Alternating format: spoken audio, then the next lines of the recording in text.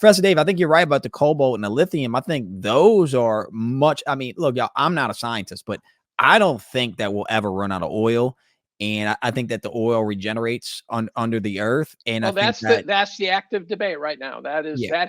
That went away and now it has been resurrected. And I don't know which is right. I What's don't the have an other opinion side on that it that. came from dinosaurs or something? Is that why they No, call no, it no, no, fossil no, no, fuels? no, Or what's no, the not other? dinosaurs. That sort of underplays it from sediment, from organic sediment. So I actually took some. I know. Well, I did too. It works. Oh It yeah, works. yeah. I know a fella in the country. He takes it once a month. I decided not to go because I don't know when to stop. My Mhm. son got sicker than shit. He calls me one morning. He's supposed to go to Costa Rica that day with his mom. And he calls me at 5 o'clock in the morning and says, Dad, I'm sick. And I could hear he's sicker than shit. Mhm. And he said, I tested positive. I said, we'll take 40 milligrams of your ivermectin and a couple of Tylenol, go to bed, wake up, call me back. We'll strategize from there. And he calls me about 4 hours later. He said, Dad, it's gone. And that is what ivermectin does. So that's an anecdote, but that is what they did. The guys who gave ivermectin to patients, the people sprung right out of bed and said, I want to go home now. And it's that good. Yeah, if I got sick, any type of respiratory infection or something like that, bacterial, I would take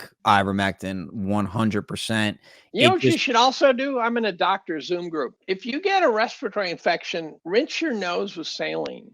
Turns out a lot of the problem sort of grows in your nose and works its way down to your lungs. They say a nasal lavage will cut the severity of a respiratory problem. I had a number of doctors tell me that. Isn't that where most viruses come through your actual nose, not your mouth? Yeah. I don't know I think your that, but eyes. they I all think they said your eyes or something. they like, said rinse out your nose, clean it out, and that'll keep the viral load down long enough for your body to catch up and deal with it. So my son ended up going to Costa Rica that day. So Now, one day, and he was feeling better. it was less than one day. It was 4 hours. They call it a miracle drug. He was not fully recovered, and he had to get a COVID test to fly home. So so I said, okay, here's what you got to do for 3 days before you go. You got to rinse out your nose because then you'll test negative for COVID, even if you have it.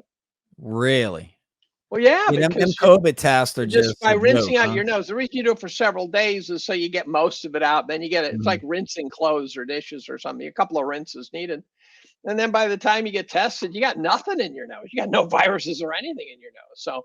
So then but I heard that hotels in faraway places were giving people negative COVID tests in their checkout. Just to get people to go. Yeah, just here you go. Here's your negative. Get on the plane, have fun, come back next year.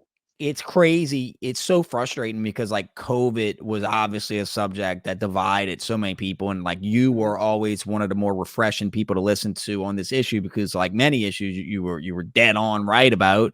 And it just seems like, like those people will never admit they were wrong. Those people will never like say, hey, look, we can never do that again. We need to learn. Like this is a learning moment. We were fooled. We were tricked.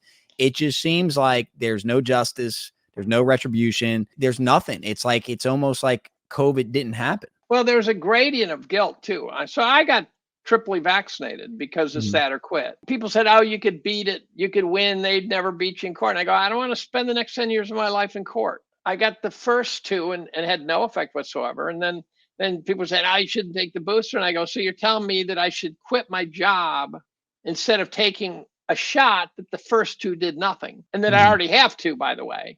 Now, there actually is an argument why the third would do the damage. I mean, actually, the stats are showing that there's a very nonlinear response to numbers of shots. So the people who've had 5 or 6 boosters, they could die soon. They could really keel over fast. But and that's a compromise I made. I said, look, I have a theory. I'm not willing to give up, the breadwinner status on a theory. I don't regret it. If I have a heart attack, I'll say, well, it got me. You just be dead. Yeah, you just, right? Or survive it. But I do believe the interesting question will be if like 2 or 3 years from now, are they still picking up the heart attacks and the myocarditis and stuff like that? Because if that's true, then again, my Dr. Zoom group 2 years ago, we're talking about the vaccine getting into your DNA and the vaccine getting into your cells, and you become a walking spike protein factory for eternity. And we were talking about it getting into your germ cells and producing offspring who produce spike protein and things like that. And so they're putting it in the food. They're putting it in the food and stuff, where it could very well be. So I'm not getting another vaccine because I don't trust them. I was not a big vaccine guy anyways, but I'm not taking any more because I don't trust them.